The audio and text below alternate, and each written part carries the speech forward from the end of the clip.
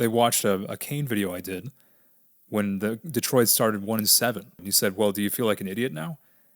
I don't know why I got all this hate on this video. All right, I'm just going to come on here and shoot from the hip on this. Because as a Blackhawks fan, I mean, I have a lot to say. February 25th, 2024, Patrick Kane's return to the United Center. Call me a homer. This, to me, I genuinely believe I'm being unbiased here, even though I'm a Blackhawks fan, ends in one of the greatest moments in sports history. The place is packed, even though the home team sucks, because starring for the bitter rival, Detroit Red Wings, is a Blackhawks legend. First game at the United Center, as a member of the opposing team, they say stuff like, you can't script this. You can't make this up. Well, I beg to differ. I could have scripted this. Absolutely. Please stop. Anyone writing the script would have chosen for it to go this way. But here's what made it really special. It happened exactly like you wanted it to. And yet, it didn't feel scripted at all. It felt organic. And everything about it, from start to finish, was remarkable. And so Chris Chelios comes out for the jersey retirement speech, gives Kane his flowers instead. Something you gotta love about hockey players. But he says, try not to steal my thunder. And then comes, I think it was the first commercial break, the Kane video tribute plays. Everyone is there. All of his old teammates. I think I saw Keith, Sharp, Seabrook. Hosa's there taking a video on his phone. There was the guy who drafted him, Dale Talon, which I thought was super cool. The legendary Blackhawks announcer who called pretty much all of his games, Pat Foley. Even Wayne Gretzky was there. But there goes Kane on his lap after the video tribute ends. Trying not to be too arrogant, but also trying to show just the right amount of love. And he said in the postgame he didn't know how many laps to take. That's a man that's worried about messing up the moment, and that is true respect. Now, the funniest part of the game, Connor Bedard trying to beat up a legend. I was dying. I could not stop replaying this. It was so unnecessary, so wrong, so savage. And I get what he's trying to do, of course. Or maybe he didn't even see him, I don't know. But it's so fitting, the savagery, so fitting for the Bedard bubble era. It could have been a high hit, could have been called a high hit if it landed, but it really didn't. Just kind of knocked his skate there. And that's just the icing on the cake for me. What made it so funny. And Kane says he would have gone after him if he didn't have the bubble on. Joking, of course. And then the overtime comes. His close friend, Alex Debrincat, played a pivotal role in bringing him on board in Detroit, sets him up.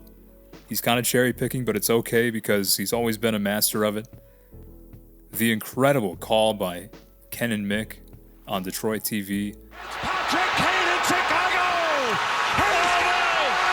Oh my God! Kane with the overtime winner! And the celebration.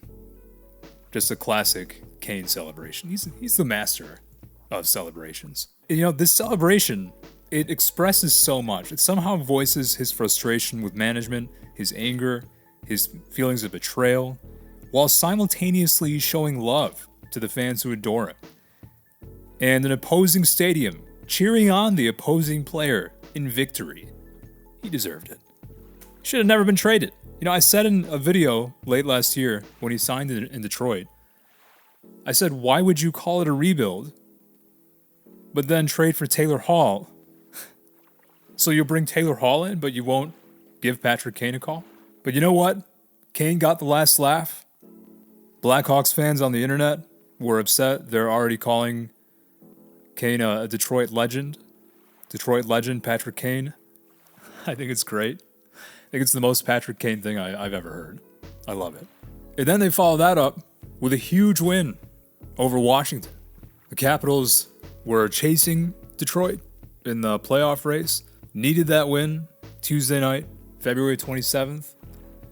And Detroit just keeps pulling away. Now they're in great position heading down the final stretch. I don't want to speak too soon, but I have a pretty good feeling here. You string together some wins, you're ahead of Tampa as I speak. It's looking good. I had a fan actually come on and say, not a fan of mine, but a hockey fan. I don't want to sound arrogant. I have 1,750 subscribers. But somebody came on and said that they watched a Kane video I did when the Detroit started 1-7 with Detroit. And he said, well, do you feel like an idiot now?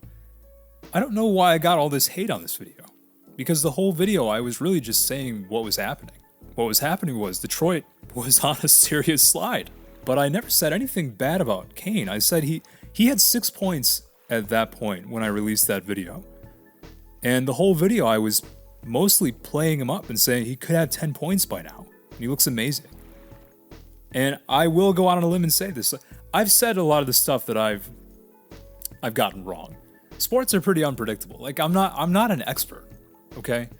I have a pretty good eye for hockey talent, not so much football.